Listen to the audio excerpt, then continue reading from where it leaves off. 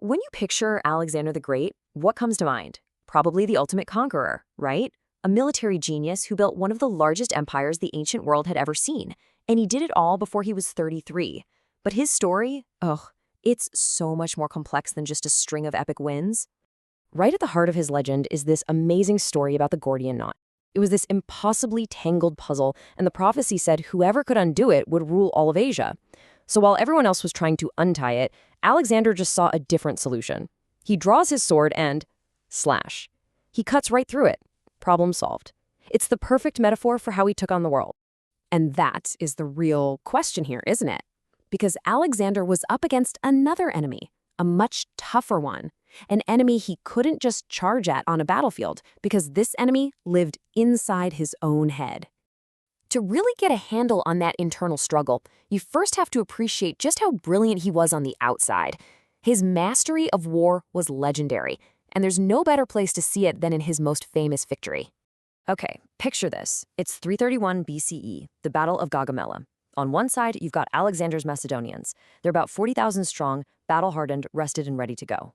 On the other side, King Darius III of Persia, with a massive force. Some estimates say it was 5 times bigger than Alexander's. And get this, Darius's men had been up all night waiting for an attack that never came, so they're exhausted. The stage was set for an absolute slaughter, just not the one Darius was expecting.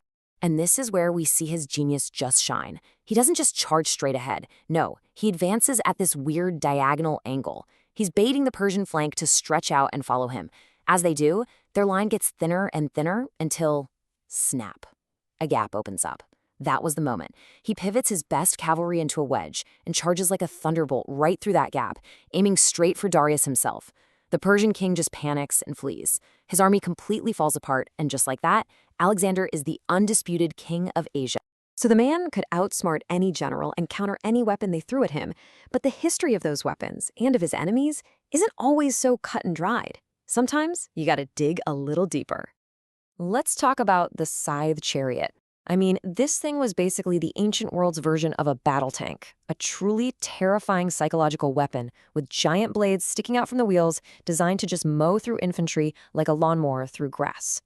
For the longest time, everyone just assumed this was a Persian superweapon, that they invented it specifically to deal with the tight, disciplined formations of the Greek phalanx that Alexander commanded. It's a clean story, makes sense.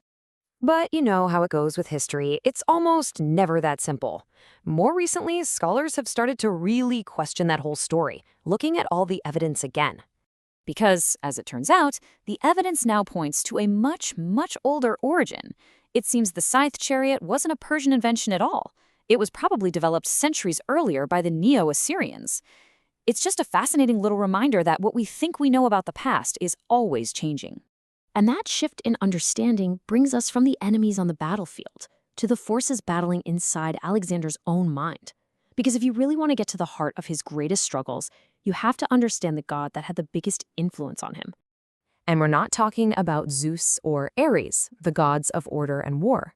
We're talking about Dionysus, the wild, unpredictable god of wine, of ecstasy, and of pure, uncontrollable madness. He was a god who stood for both creation and total chaotic destruction. And this Dionysian influence was everywhere in his life. His own mother, Olympias, was a deeply devoted follower who practiced these wild rituals with snakes. The whole Macedonian court was famous for its heavy drinking. Their entire political and social life was built around these epic parties. And Alexander himself, he was known for these frenzied, wine-fueled episodes that completely blurred the line between a wild celebration and absolute chaos. This internal world, this Dionysian mix of passion, rage, and ambition, it wasn't just some private part of his personality. Oh no, it bled out onto the world stage, and it had devastating, real-world consequences. And here, the connection is just terrifyingly clear. You can draw a straight line from his inner demons to his worst actions. His uncontrollable anger, fueled by wine, led him to murder his close friend Cletus during a drunken fight. His paranoia, which just got worse and worse, drove him to execute Parmenio, one of his father's most loyal and trusted generals. And his sheer megalomania? It ended with him burning Persepolis, the beautiful heart of the Persian Empire, to the ground. These weren't military strategies. They were the violent outbursts of a man at war with himself. His ambition built an empire that stretched across the known world, but that glory came at a price that's almost impossible to imagine.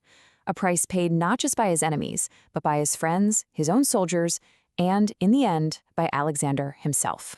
Sometimes a single number tells a story better than words ever could. 17,000. That's the estimated number of people killed during the siege of just one city, Sangala, in India. And that was just one stop on a brutal campaign that lasted over a decade and left a trail of numbers just like that across an entire continent. Which brings us right back to where we started. Alexander could solve any external problem with one clean stroke of his sword.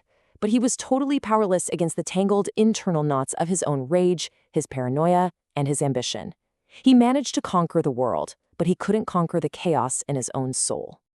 And that's what his story leaves us with, this huge, lingering question. Alexander the Great absolutely changed the course of history, but his life forces us to ask, what is the true measure of greatness? Is it about conquering the world around you, or is it about conquering that invisible enemy within?